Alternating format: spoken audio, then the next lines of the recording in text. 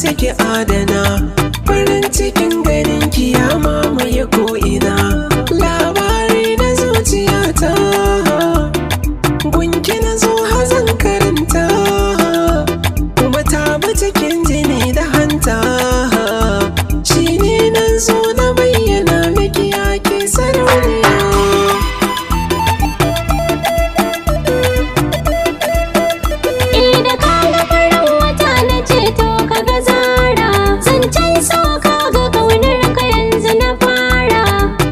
Zuciyata da masaukinka na kera, kai dai na tanadar wanawa, dan na san zan samu kulawa.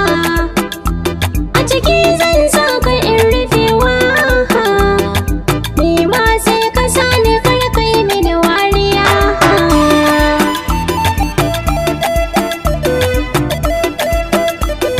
Tun da na yarda ke kika yarda an gama soyayya.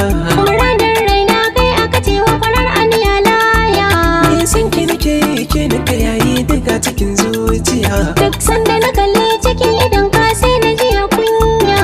Ina yi dacen ɗa mai tarbiya, gangar jiki kake uwar lafiya, shi ya saka da kai na kayan fariya.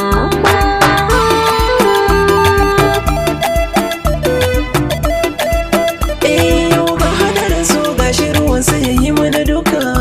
Na yi dacen samun ki masoya ta haƙiƙa, wasu da ke mun kan so a tun da gashi na saka.